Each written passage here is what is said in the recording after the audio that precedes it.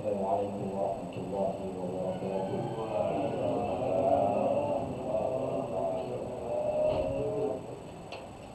Alhamdulillah, alhamdulillah ala fadlihi wa ihsanihi wa syukru lahu ala taufiqihi wa imtinanihi wa ashhadu an la ilaha illallah wahdahu la syarika lahu ta'ziman li sya'nihi wa ashhadu anna Muhammadan 'abduhu wa rasuluhu الداعي إلى رضوانه صلى الله عليه وعلى آله وأصحابه ومن تبعهم بإحسان إلى يوم لقائه ثم أما بعد. Hadirin jamaah muslimin rahman rahimani wa rahimakumullah. Alhamdulillah, segala puji hanya milik Allah Tabaraka wa Ta'ala, yang mana di kesempatan pagi hari ini Allah Tabaraka wa Ta'ala masih memberikan kita nikmatnya serta karunia yang begitu amat sangat banyak. Dan mudah-mudahan dengan nikmat-nikmat tersebut semakin menambah syukur kita kepadanya, dengan selalu meyakini bahwa apa yang telah kita rasakan sampai dengan detik ini adalah semua pemberian dari Allah Subhanahu wa Ta'ala. Allah Subhanahu wa Ta'ala firmankan, wa ma bikum min ni'matin fa min Allah. Dan apa-apa berupa kenikmatan yang datang pada kalian, sumbernya adalah dari Allah.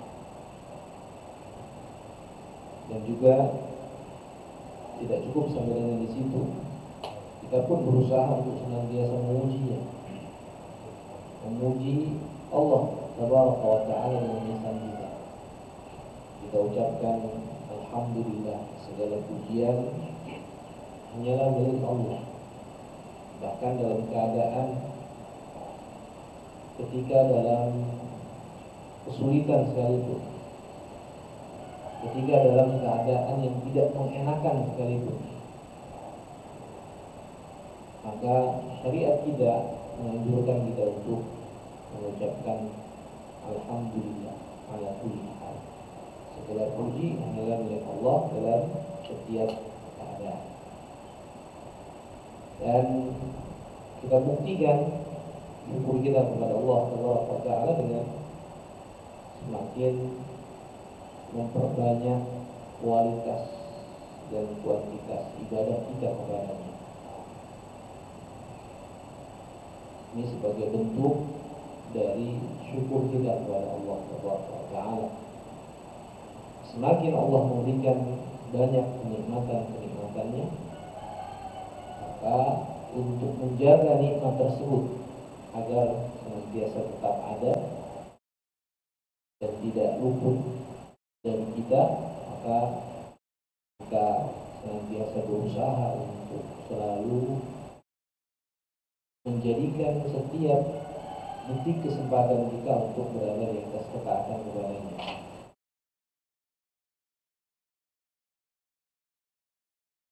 Dan mudah-mudahan Allah Subhanahu wa Ta'ala senantiasa memberikan kita taufiknya untuk selalu menjadi bagian daripada hamba-Nya yang bersyukur, menjadi bagian dari hamba-Nya yang selalu ingat, dan menjadi bagian daripada hamba-Nya yang senantiasa memperbaiki kualitas ibadah hanya untuknya Allah Tabaraka wa Ta'ala.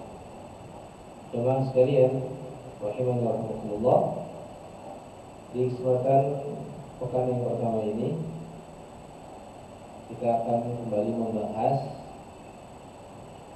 salah satu kitab yang berjudul Ushul Thalathah, yang ditulis oleh Syekh Muhammad At-Tamimi rahimahullah, buah karya yang berkaitan dengan akidah. Satu pelajaran penting dalam kehidupan beragama kita, yang dimana perihal ini adalah bagian dari pokok dalam Islam yang dikenal dengan 3 landasan pokok di dalam kita. Syekh menulis rahimahullah mengawali pertama kali pembahasannya dengan lafaz basmalah, bismillah. Dan sudah kita bahas tentang arti dan makna daripada basmalah tersebut. Kemudian beliau rahimahullah mengawali setelah membaca lafaz basmalah, kemudian beliau mengungkapkan dengan kalimat i'lam rahimakum. Disuruh kita untuk fokus di dalam menerima pelajaran yang disampaikan. Ketahui, semoga Allah merahmati Anda. Annahu yajibu alaina ta'allumu arba'in masail. Wajib atas kita untuk mempelajari 4 perkara. Setelah beliau mengawalinya dengan basmalah, kemudian memberikan perhatian untuk kita mengilmui, kemudian disertai dengan lafaz doa, maka beliau menyampaikan dalam pembahasan yang pertama ini tentang kewajiban kita terhadap agama ini yang mencakup akan 4 hal. Wajib atas kita untuk mempelajari 4 perkara. Ya, yang pertama adalah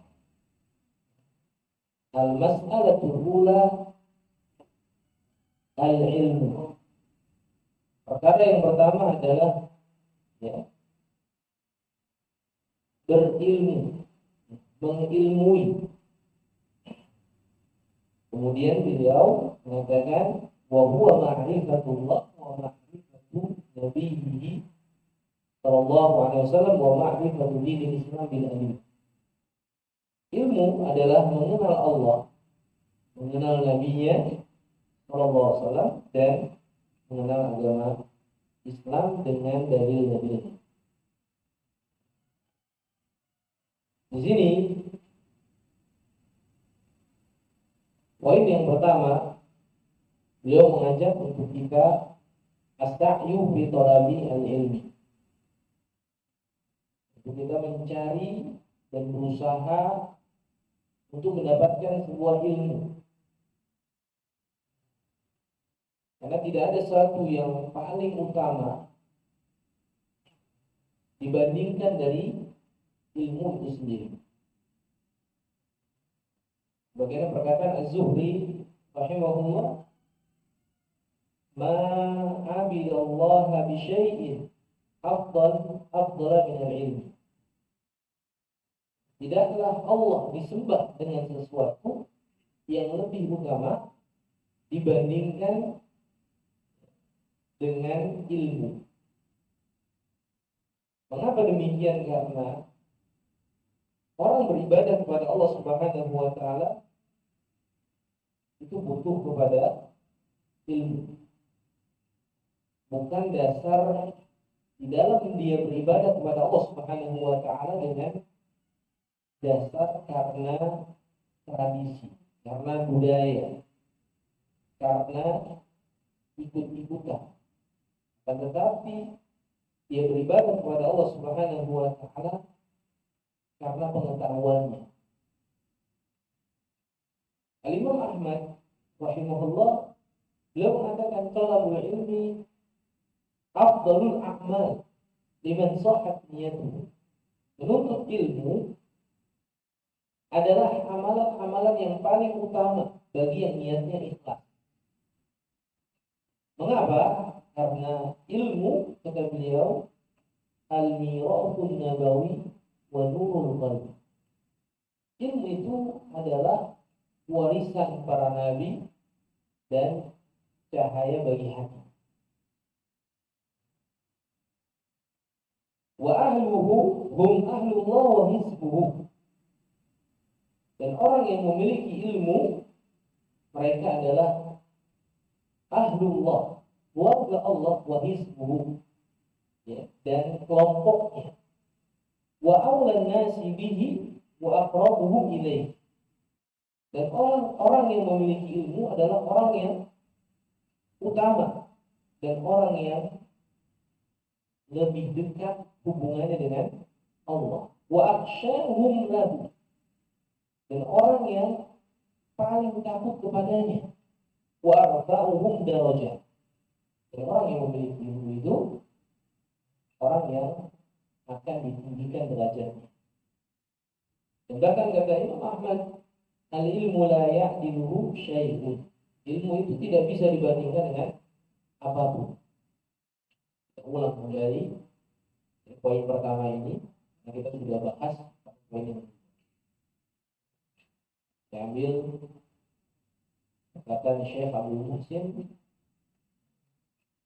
bin Al-Qasim hafizahullah, orang guru besar di Madinah An-Nabawiyah,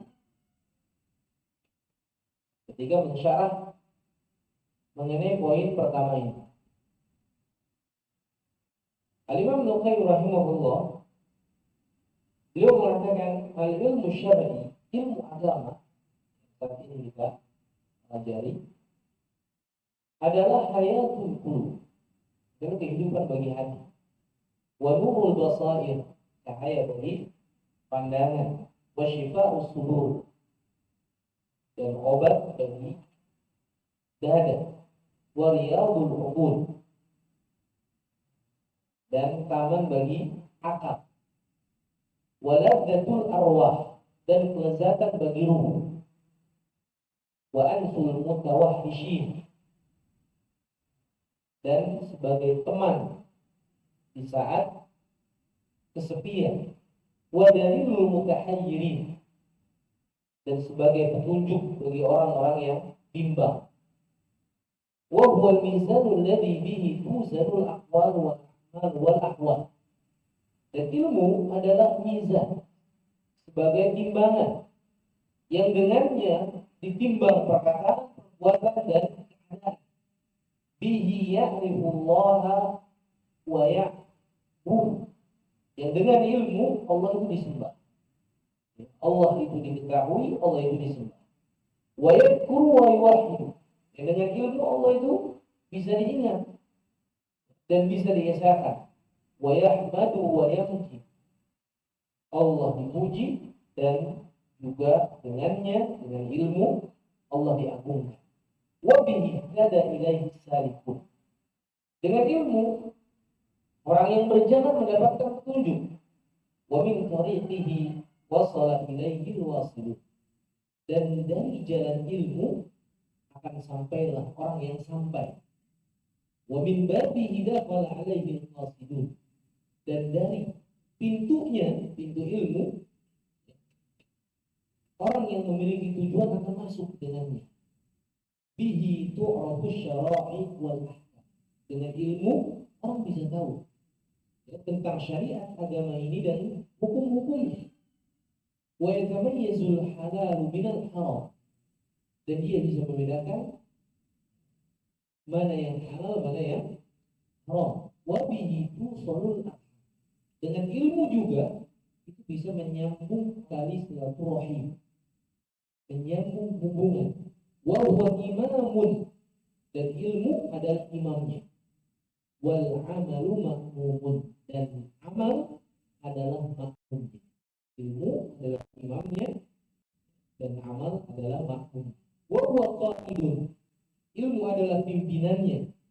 amalu tabi'un, sedangkan amal adalah pengikutnya. Wa huwa sahibu fil ghurbah, dia adalah teman di saat atau di dalam keasingan. Wal muhdithu bil khalwah, wal muhaddithu bil khalwah, dia adalah teman berbicara di saat menyendiri. Wal anisu bil wahsyah, dia adalah sahabat di saat sendirian. Wal kashifu anis syubhah, dan ilmu itu sebagai pembuka dari segala bentuk kerancuan. Ya, wal ghina alladhi la faqra ala man dhafara bi kanzihi, dan ilmu adalah perkara yang mencukupkan seseorang yang tidak ada kefakiran padanya bagi orang yang menyimpan.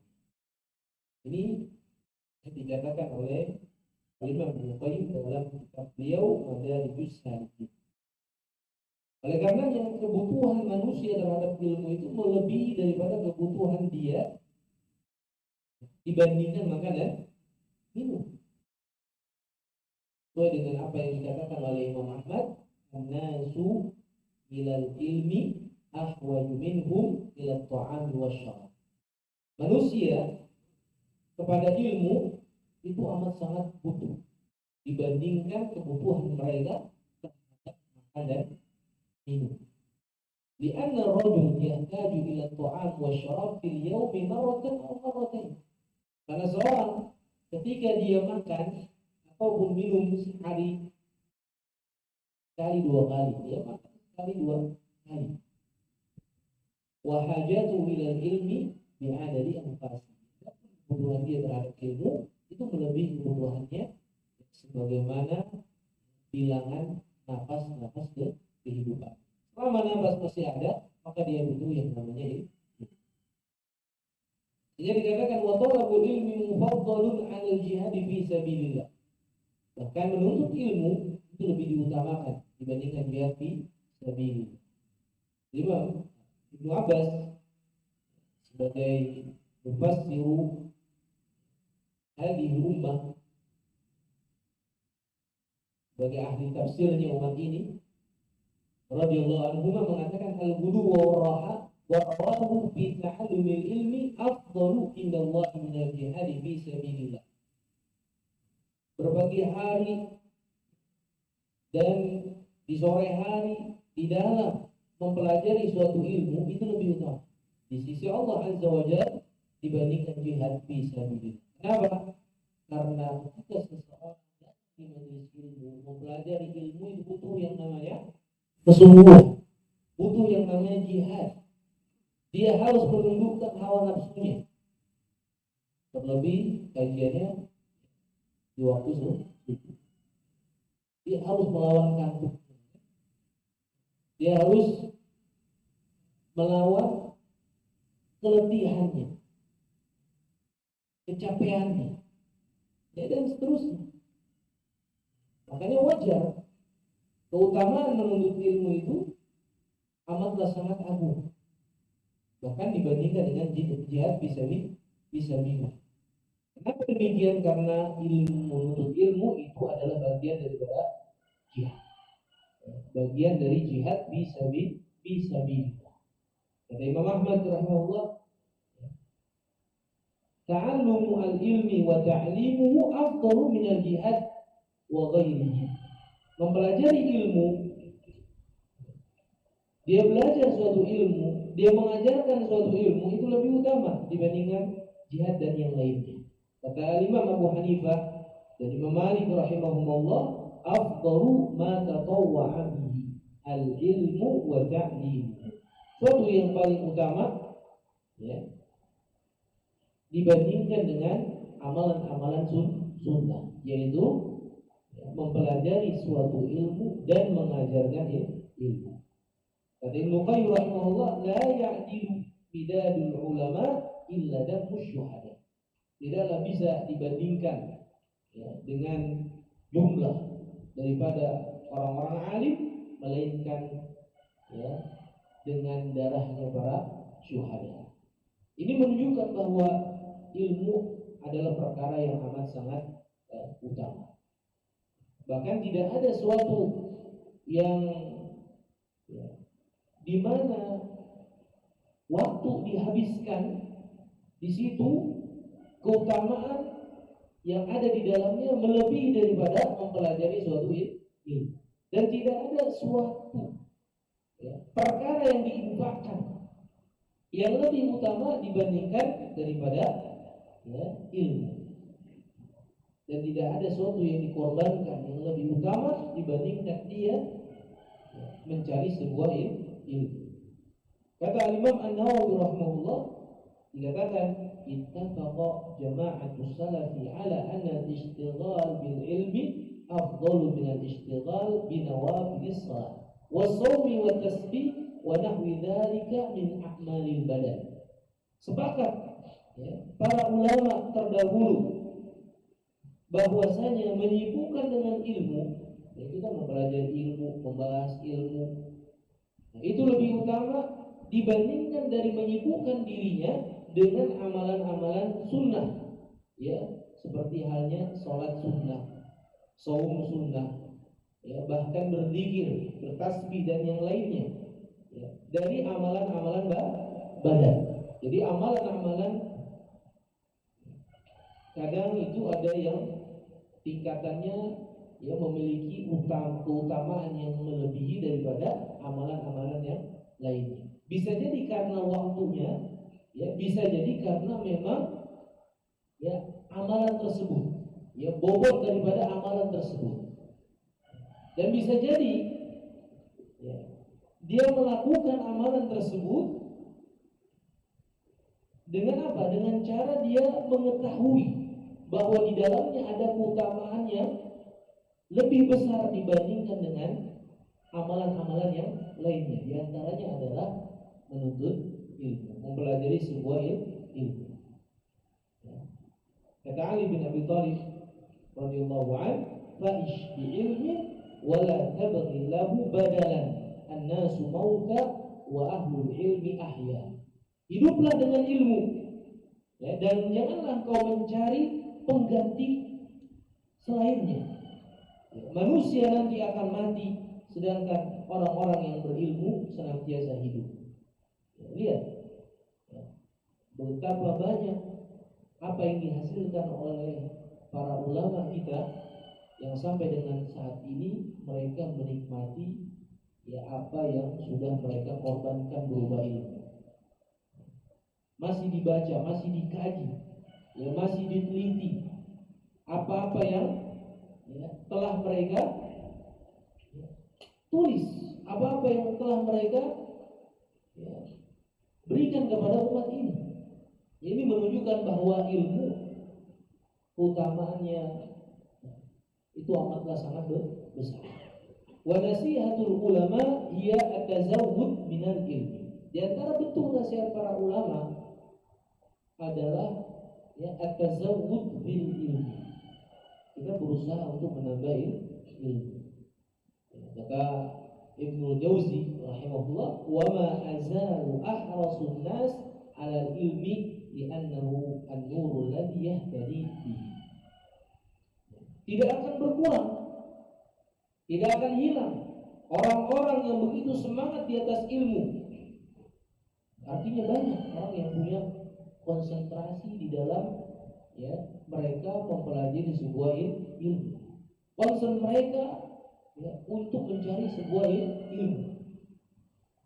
Karena sungguhnya ilmu adalah cahaya yang akan diberikan kepada orang yang mencarinya. Wasa'adah innama hiya fil ilmi.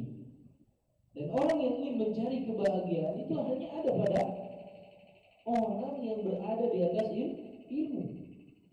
Kata Imam Ibnu Qayyim rahimahullah, as-sa'adatu kulluha fil ilmi. Kebahagiaan itu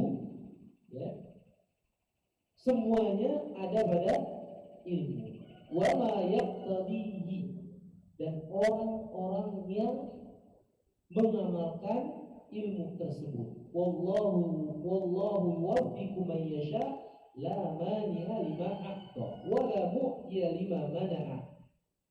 Dan Allah akan memberikan taufik Artinya ya, mungkin di antara kita ada yang dimudahkan untuk memahami sebuah ilmu.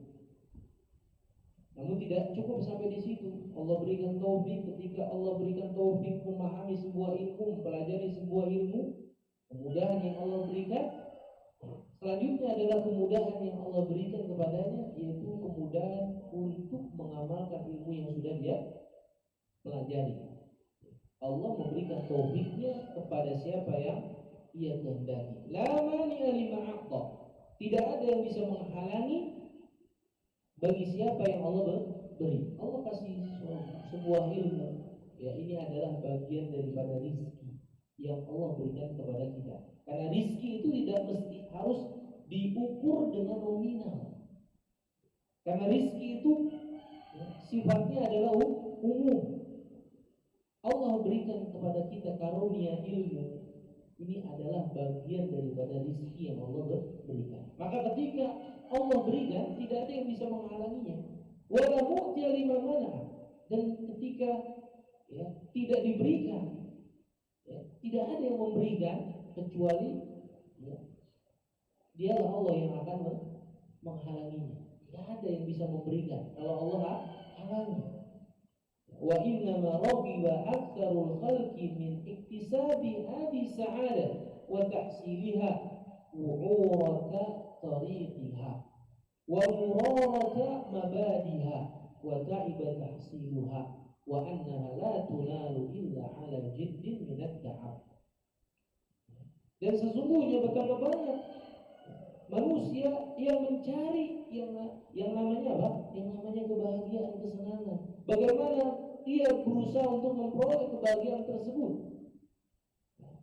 Dengan cara bersusah payah dia cari yang namanya kebahagiaan. Wa annaha la tunalu illa 'ala jiddin min at-ta'ab. Dan tidaklah kebahagiaan itu bisa diperoleh melainkan dengan apa? Ya, melainkan dengan kesungguhan ya, setelah dia mengalami yang namanya keletihan. Baginda la tahsulu illa bil jiddi al-mahab. Maka sesungguhnya yang namanya kebahagiaan itu hanyalah diperoleh dengan kesungguhan. Dan Allah Subhanahu wa taala memerintahkan Nabi-Nya sallallahu alaihi wasallam untuk meminta kepadanya tambahan ilmu. Dan meminta tambahan ilmu itu bukan dengan tiba-tiba secara langsung dapat tanpa adanya proses, tidak mungkin. Nabi saja melakukan proses. Prosesnya adalah menimba ilmu. Kenapa? Innamal ilmu bitta'allum. Karena ilmu itu harus dipelajari dengan cara dia belajar. Ya. Dan Allah Subhanahu wa taala firmankan kepada Rasulnya, wa qur rabbi zidni ilmu. Dan katakanlah, wahai Rabbku, tambahkanlah bagiku ilmu. Barang siapa yang Allah inginkan baginya kebaikan, maka Allah pahamkan dia bagian daripada agamanya. Sebagaimana yang Nabi SAW sampaikan, man yuridillahu bihi khairan yufaqihu fiddin. Barang siapa yang Allah inginkan baginya sebuah kebaikan, maka Allah pahamkan bagi orang tersebut urusan ya agama. Oleh karenanya ya, ilmu, mempelajari sebuah ilmu, mengetahui ya sebuah perkara yang merupakan bagian dari perkara-perkara penting dalam urusan agama kita amatlah sangat ya besar. Kata Fudail bin Iyad, "I'mal li nafsika qabla al-mauti mujtahidan, fa inna mar-ribhu wal khusranu bil amali." Amalkanlah, kerjakanlah untuk dirimu ya, dengan sungguh-sungguh sebelum datangnya kematian. Karena sesungguhnya ya, kesuksesan, karena sesungguhnya ar-ribh, keuntungan dan juga kerugian itu ada pada amal. Kadang-kadang ya kita mendapatkan keuntungan, kadang-kadang kita mendapatkan kerugian. Maka beruntunglah orang-orang yang memanfaatkan waktunya untuk sesuatu yang besar pahalanya di sisi Allah Subhanahu wa taala. besar keutamaannya di sisi Allah Subhanahu wa taala. Ya, yaitu diantaranya adalah mempelajari sebuah ilmu. Wal yakun mukhlishan fi talabil ilmi amilan bih. Maka jadilah orang yang ikhlas di dalam menuntut ilmu, ya, dan mengamalkannya. Hafidhan lahu, dia berusaha untuk menjaganya. Ya. Wa man fatahu al-ikhlas fadzalika tadyi'u zamanin wa khusran jazain. Barang siapa yang luput keikhlasan di dalam mencari ilmu, ya, maka dia sama saja menyia-nyiakannya waktunya tersebut, ya, dan dia mendapatkan balasan yang kurang beruntung, mendapatkan balasan yang, ya, mengalami kerugian. Wa man fatahu al-amalu bih fadzaka, ya, yuqawwil hujjah alaihi wal iqab lahu. Barang siapa yang dia tidak mau mengamalkan ilmu yang sudah dia ketahui, ya, maka telah kuat baginya hujjah atasnya, ya, dan baginya adanya siksa. Mengapa demikian? Karena setelah kita mengetahui sebuah ilmu, maka tuntutan selanjutnya adalah mengamalkan, ya, ilmu tersebut. Dan surga yang Allah Subhanahu wa taala janjikan untuk orang-orang yang beriman hanyalah bisa didapat dengan cara, ya, kita berusaha untuk, ya, beramal. Kita berusaha untuk mengamalkan apa yang sudah kita ketahui. Dan Allah Subhanahu wa taala, ya, di dalam ayatnya amat sangat merekatkan, menggandengkan antara iman seseorang dengan amalnya. Kaitan antara iman dengan amal seseorang. Padahal bagian daripada iman itu adalah amal. Namun Allah Subhanahu wa taala, ya, di dalam banyak ayat menyebutkan, ya, tentang dua perkara ini, yaitu iman dan amal saleh. Illal ladzina amanu wa amilus shalihat. Innal ladzina amanu wa amilus shalihat. Melainkan orang-orang yang beriman dan beramal saleh. Ya, sungguhnya orang-orang yang beriman dan beramal saleh. Kenapa demikian? Karena ittiba'u al-ilmi al-amal. Tuntutan dari seseorang yang telah diberikan karunia berupa, ya, ilmu adalah dengan dia mengamalkannya. Dan Allah Subhanahu wa taala jadikan, ya, amal ini adalah bagian yang amat sangat penting sebagai pembuktian dari keimanan seseorang. Dan Allah Tabaraka wa taala menyiapkan surganya bagi siapa? Bima kuntum ta'malun. Bagi orang-orang yang beramal, bukan bagi orang-orang yang tahu. Bukan karena pengetahuannya dia bisa masuk surga, akan tetapi karena apa yang telah dia amalkan. Dan kita sudah membahas mengapa, ya, kita mengamalkan ilmu yang sudah kita ketahui. Dan buah daripada ilmu yang sudah kita ketahui adalah, ya, amal itu sendiri. Dan zakat, ya, seseorang yang telah mengetahui akan, ya, satu perkara, maka zakat yang harus dia keluarkan adalah dengan mengamalkannya. Ya, dan alasan, ya, ada 10 alasan mengapa, ya, amal itu amat sangat penting setelah kita tahu. Makanya poin yang kedua adalah, ya, masalah yang kedua adalah al-amalu bih. Kita mengamalkan ilmu yang sudah kita ketahui. Dan alasan yang pertama, ya, ilmu dan amal adalah tujuan Allah Subhanahu wa taala menciptakan kita manusia. Ya, itu sudah kita bahas. Yang kedua, mengapa kita harus beramal? Ya, alasannya adalah karena seorang hamba akan ditanya dari apa yang telah dia ketahui, ya, apa yang sudah dia amalkan. Sebagaimana Nabi Shallallahu Alaihi Wasallam telah menyampaikan la tazulu qadama 'abdin yaumal qiyamah hatta yus'ala an arba. Tidaklah bergeser kaki seorang hamba pada hari kiamat sampai dia ditanya tentang 4 perkara. An umrihi fi ma'afna, tentang umurnya. Dia sudah habiskan untuk apa umurnya? Masuk di dalamnya masa mudanya di situ. Masuk di dalamnya masa mudanya digunakan buat apa? Tentang umurnya secara umum, digunakan untuk apa umurnya tersebut? Yang kedua, ya, wa an malihi, tentang hartanya. Ya. Min aina tasabah wa fi ma anfaqa. Hartanya dia dapat dari mana dan dia keluarkan untuk apa hartanya tersebut. 2 perkara yang akan ditanya untuk urusan harta. Dia dapat dari mana sumbernya, halal apa haram, ya, dan dia belanjakan untuk apa hartanya tersebut. Dia keluarkan untuk apa hartanya tersebut. Apakah untuk di jalan Allah, apakah untuk di jalan syaitan. Ya. Kemudian perkara yang ketiga, wa an ilmihi, madza amila bi, tentang ilmunya. Sudahkah diamalkan atau belum? Ya. Sudahkah diamalkan atau belum? Wa an jasadihi bi ma'abla, dan tentang jasadnya, ya, dia habiskan buat apa? Ya, dia habiskan buat apa? Itu diantaranya. Ya, di antara ya, pertanyaan yang akan kita harus jawab pada hari kiamat.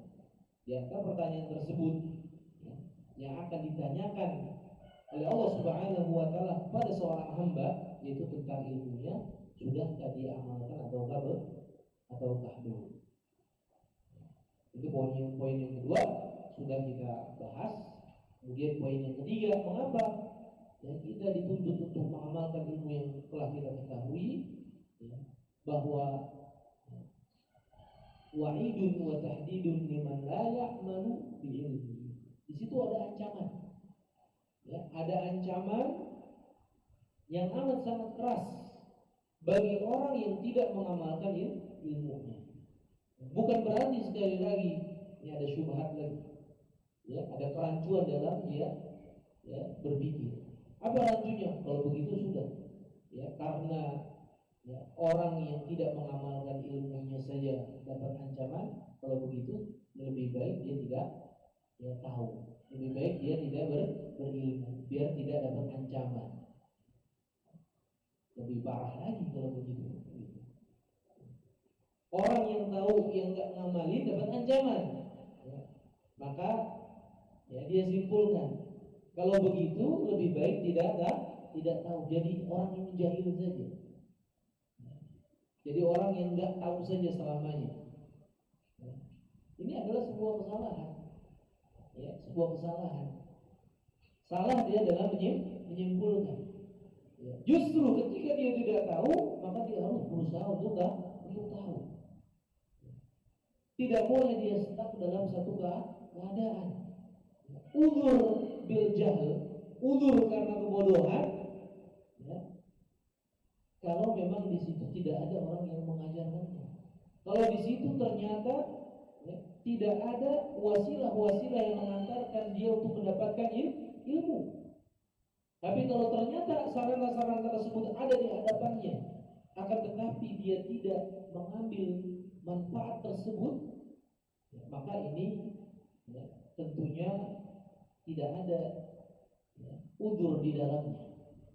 Tidak ada udzur karena ketidaktahuan orang tersebut. Dan Allah Subhanahu wa taala memberikan ya ancaman bagi orang-orang yang beriman. Ya ayyuhalladzina amanu lima taquluna ma la taf'alun. Hai orang-orang yang beriman, mengapa kalian mengatakan apa yang tidak kalian lakukan? Kabura maqtan indallah an taqulu ma la taf'alun.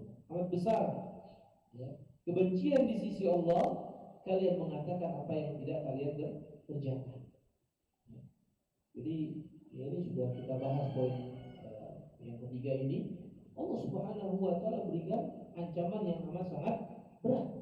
Bahkan ya, nanti di yaumil qiyamah para khutbah, orang-orang yang berbicara, ya, para ahli khutbah ya, dari umat ini yang hanya sebatas memerintahkan manusia kebaikan tapi lupa kepada diri mereka, maka mereka adalah orang-orang yang nantinya diberikan hukuman. Bahkan Rasulullah SAW diperlihatkan di malam Isra, suatu kaum tuqradu shifauhum bimaqaridha minna, yang dimana ketika itu Rasulullah diperlihatkan orang-orang yang dirobek mulut mereka dengan gergaji dari api neraka.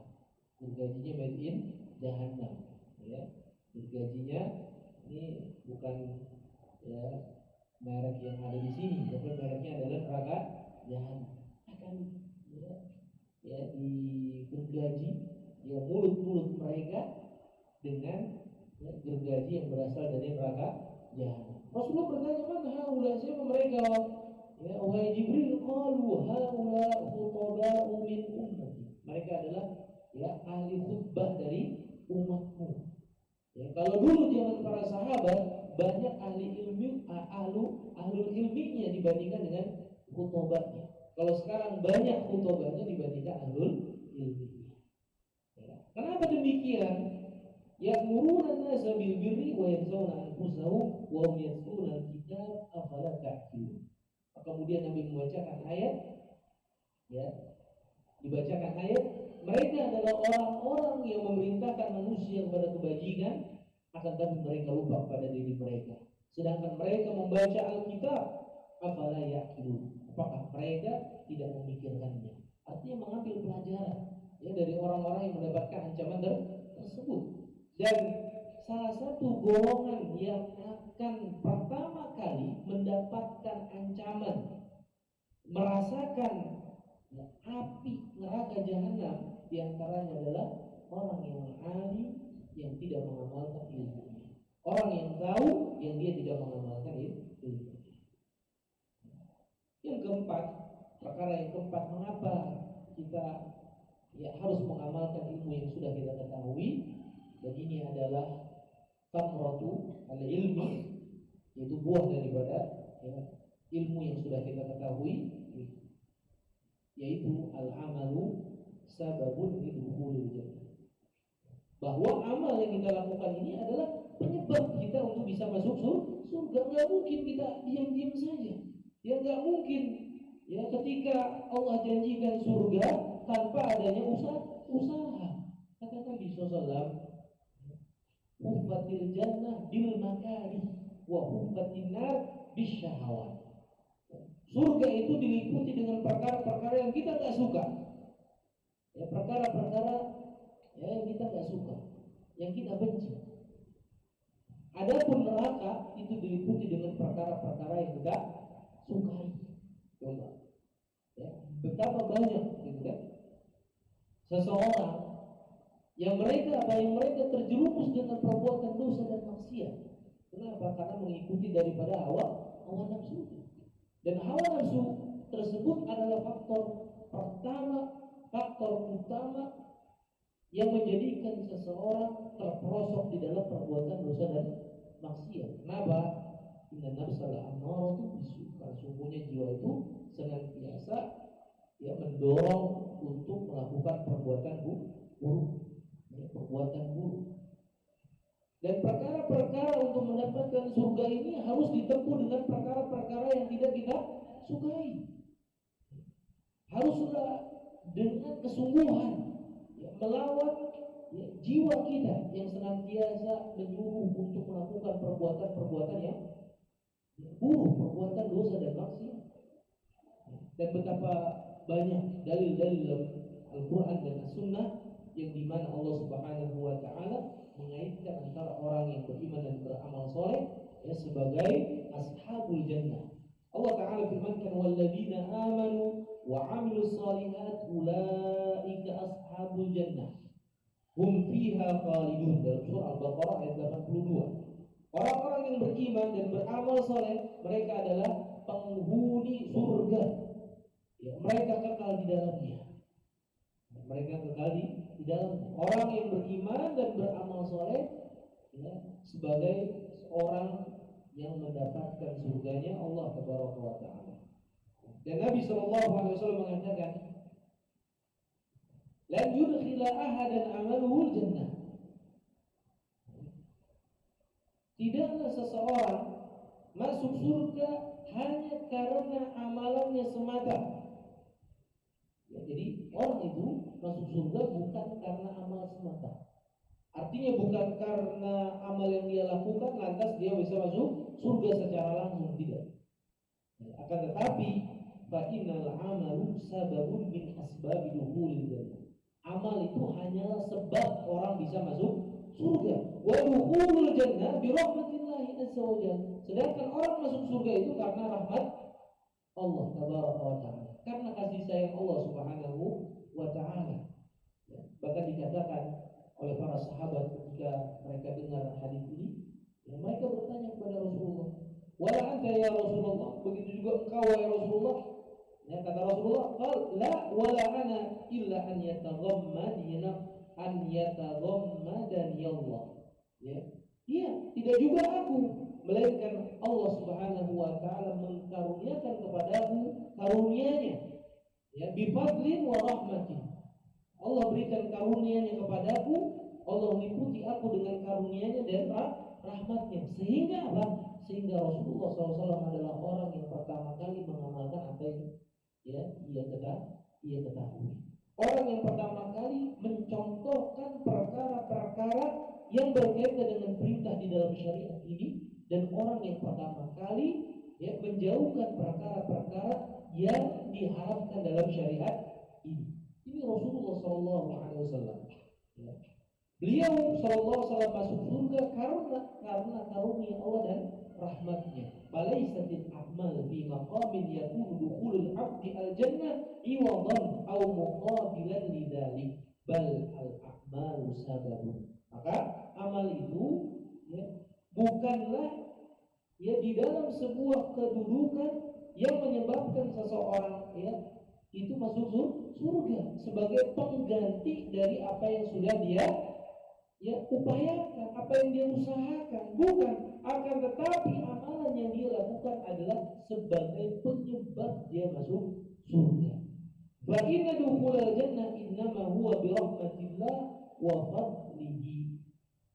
Karena sungguhnya masuk surganya seseorang itu hanyalah karena rahmat Allah dan karunia-Nya. Nah, jadi karena rahmat Allah, Allah mudahkan kita bisa masuk surga. Kita bisa beramal karena karunia dan rahmat dari Allah. Walaula fadlullahi alaikum wa rahmatuhu. Kalaulah bukan karena karunia Allah atas kalian dan juga rahmatnya, mazaka minkum min ahadin abada. Ya, maka tidaklah di antara kalian yang Allah tidaklah ada di antara kalian dari seorang pun yang Allah sucikan selama-lamanya. Walakin Allah yuzakki man yasha. Akan tetapi Allah lah yang mensucikan orang yang Ia kehendaki. Jadi Allah Subhanahu wa taala yang memudahkan seseorang untuk melakukan amal. Maka dengan amal tersebut yang dia lakukan, Allah mudahkan dia untuk masuk surga. Alasan yang kelima, mengapa kita harus mengamalkan ilmu yang sudah kita ketahui, yaitu musara'atus salafi radhiyallahu anhum lil amali bil ilmi.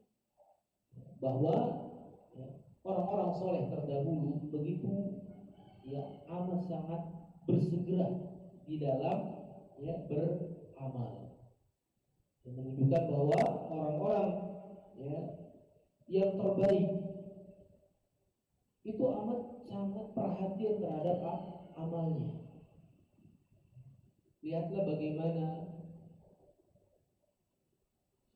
Ibunda Aisyah menuturkan hadis Ali radhiyallahu anhu ketika mengisahkan tentang Fatimah, anak Rasulullah sallallahu alaihi wasallam, sewaktu beliau datang kepada ayahandanya, yaitu Rasulullah, meminta seorang yang bisa membantu dirinya dalam urusan rumah tangga.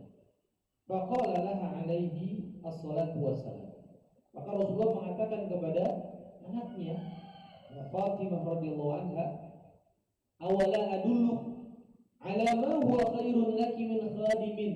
Maukah aku tunjukkan kepadamu ya, yang lebih baik dari pembantu yang kau minta. Karena minta kepada ya Rasulullah ayahandanya asisten rumah tangga.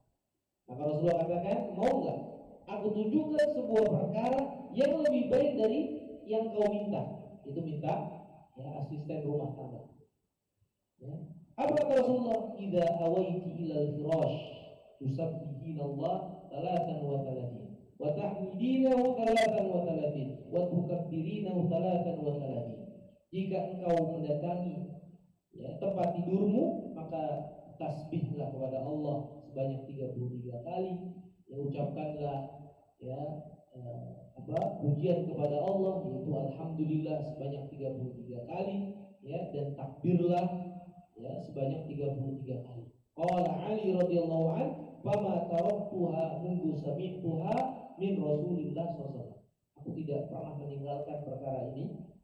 Ya, amalan yang disampaikan oleh Rasulullah untuk membaca ya subhanallah 33 kali, alhamdulillah 33 kali, Allahu akbar 33 kali. Ya. Aku tidak pernah meninggalkan amalan ini semenjak aku dengar dari Rasulullah SAW. Inilah para sahabat, kalau dengar pesan nasihat dari Rasulullah, ya maka sejak itu ya, dia tidak pernah meninggalkan pesan tersebut, tidak pernah meninggalkan nasihat tersebut. Bahkan ya, ketika kejadian ya di dalam perang Siffin sekalipun, ya maka Ali radhiyallahu anhu tidak meninggalkan perkara ini, padahal dalam kondisi perang, ya dalam kondisi ya bersitegang. Tapi Ali radhiyallahu anhu tidak meninggalkan amalan yang ditunjuki oleh Rasulullah SAW. Ya begitu juga ya Ummu Habibah pernah mendengar dari Rasulullah SAW, barang siapa yang sholat 12 rakaat sehari semalam, ya, maksudnya sholat sunnah, ya sholat sunnah yang sholat sunnah ya yang di dalamnya terkait dengan ya sholat wajib, artinya sholat sunnah yang mengiringi sholat wajib, ya sholat rawatib. Barang siapa yang sholat sunnah 12 rakaat sehari semalam, bunyalahu bihinna baitun bil jannah, maka akan dibangunkan baginya rumah di surga. Kata Ummu Habibah, "Fama taraktuhunna mundu sami'tuhunna min Rasulillah SAW." Saya enggak pernah meninggalkan ya apa yang Rasulullah katakan ya semenjak saya dengar dari Rasulullah SAW. 12 rakaat enggak ditinggalkan. 2 rakaat sebelum subuh, kemudian 4 rakaat sebelum zuhur, 2 rakaat setelah zuhur, itu sudah 8. Kemudian 2 rakaat setelah maghrib dan 2 rakaat setelah isya. Ya itu sudah 12. Lengkap sudah. 12 rakaat sehari semalam, ya salat sunnah yang mengiringi salat wajib, ya dikenal dengan salat sunnah rawatib. Ya itu dia jaga, maka Allah akan bangunkan ya rumah di surga. Ya, walaupun orang udah punya apartemen yang banyak, rumah yang megah, ya, yang nggak ada apa-apanya, ya, dengan rumah di surga. Ya, maka kata Ummu Habibah, aku tidak pernah meninggalkan semenjak aku dengar dari Rasulullah SAW. Kata Anbasah yang menerima ya hadis tersebut dari Ummu Habibah, "Fama taraktuhunna mundu sami'tuhunna min Ummi Habibah." Saya pun nggak pernah meninggalkan ya amalan tersebut, itu amalan sholat sunnah tersebut 12 rakaat semenjak saya dengar dari Ummu Habibah, ya salah seorang dari ya istri Rasulullah SAW. Katanya Anbasah, ya apa kata Amr bin Aus, ia mengatakan, "Ma taraktuhunna mundu sami'tuhunna min Anbasah."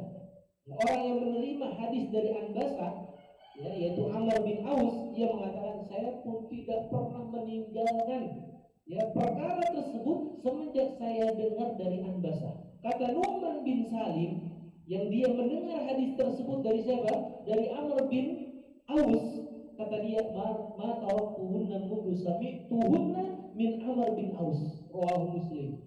Saya tidak pernah meninggalkan Ya, perkara tersebut semenjak saya mendengar dari Amr bin Aus. Ya, silsilahnya para sahabat ridwanullah alaihim ajma'in. Kalau dengar sesuatu ya dari Rasulullah SAW, maka apa? Maka ya mereka nggak pernah bosan untuk mengamalkannya. Bahkan kalau sudah dengar, ya maka sampai mati dia amalkan.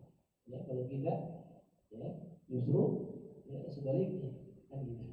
Ya, sulit untuk mengamalkan walaupun kita berulang-ulang mendengarkan perkara tersebut. Ya, mendengarkan perkara tersebut. Ya. Bukti yang lain, Abu Hurairah radhiyallahu anhu ketika dinasihati oleh Rasulullah 3 perkara. Apa? Ya. Awsani khalili bi thalathin la ad'uhunna hatta amut, katanya Abu Hurairah. Ini komitmen dia. Saya dinasihati zaman Rasulullah ya dengan 3 perkara yang saya tidak pernah meninggalkannya sampai saya mati.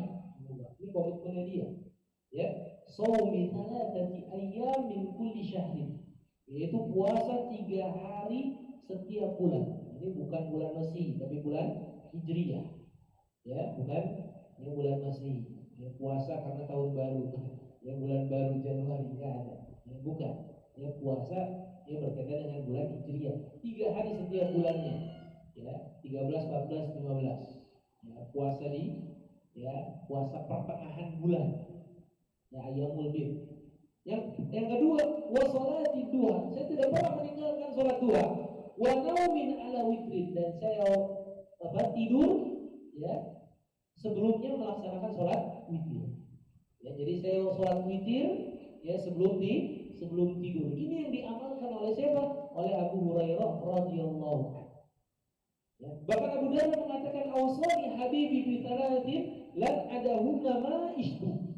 Ya, telah menasihatiku ya Rasulullah SAW, kekasihku, dengan 3 perkara yang aku tidak akan meninggalkannya ya selama aku masih hidup. Kemudian beliau pun menyebutkan 3 perkara tersebut sebagaimana yang disebutkan oleh Abu Hurairah. Ya, bahkan ketika seorang anak kecil saja dinasihati sama Rasulullah, ya gulam, wahai anak kecil, samillah, ucapin. Ya, kalau makan baca bismillah. Ya, jangan langsung makan saja. Wakul biyamini, Rasulullah ngasih ngajarin adab, makan dengan tangan kanan. Ya, kadang-kadang kita minum gitu kan, kadang-kadang kita makan dengan tangan kemudian kotor, ya kemudian kita mau minum akhirnya pakai tangan kiri. Ya, salah. Ini pakai tangan kanan, meskipun kotor sekalipun, pegang dengan tangan kanan. Kadang-kadang juga ya kita pakai hilah gitu kan. Ya, yang tangannya ini ya buat ngedorong, padahal cukup tangan kanan saja, nggak perlu disertakan dengan kiri. Ya. Wakul biyamini, makan dengan tangan kanan. Wakul mimma yali, ambil ya makanan yang dekat darimu jika makan ya secara berjamaah. Maka kemudian apa? Kata Imam Bukhari ya, ditambahkan oleh beliau, fama zalat tilka ni'mati ba'du. Senantiasa ya apa? Ketika aku makan, aku tidak pernah meninggalkan pesan dari Rasulullah SAW. Ini seorang anak kecil, kata beliau, ya, Habibullah, mundu an kana gulaman saghiran fi hijri Rasulillah sallallahu alaihi wasallam fasami'ahu yaqulu hadhil kalimat fama zalat tilka nikmati ba'du. Ini anak kecil, ya, yang tinggal dengan Rasulullah SAW, ketika mendengar perkataan tersebut dari lisan Rasulullah SAW, maka langsung dia mengerjakannya. Berjanji nggak bakal. Kalau lagi makan, gitu kan? Ya saya nggak bakal melakukan perkara-perkara ya yang menyelisih daripada apa yang Rasulullah perintahkan.